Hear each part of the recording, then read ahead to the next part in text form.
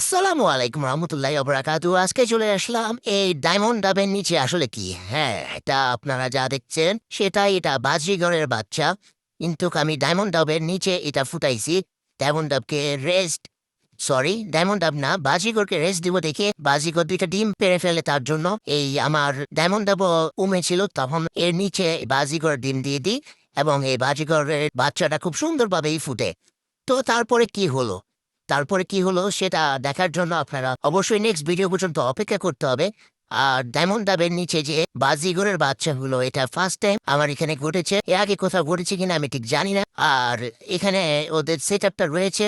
এখন ওদেরকে hand feed করানো লাগবে কারণ বাজিগরের বাচ্চাটার টয়লেটে কোনো উপকার খাবারই নেই। এর জন্য হ্যান্ড ফিড করাতে হবে আমার। হ্যান্ড ফিড করাই দেখেন আপনারা কিভাবে আমি হ্যান্ড ফিডটা করাই। আমি এখানে খাবার নিয়ে হ্যান্ড ফিড করাচ্ছিলাম। ওর ক্যাট পুরোই ফাঁকা ছিল। তারপর যখন আমি হ্যান্ড ফিড করাই তখন তার থলেটা আর কি খাবার থলেটা একটু একটু করে ভরপুর হয়। তারপর দেখি ও সারপ্রাইজ ফুটতে পারে কিনা। ওর মা ছাড়া ডায়মন্ড ডাবে খাবার এবং বাজিগরের খাবার সম্পূর্ণই ব্যতিক্রম। ও সারপ্রাইভ করবে কিনা সেটা দেখা যাবে পরবর্তী ভিডিওতে। আজকে এইটুকুই। খোদা হাফেজ।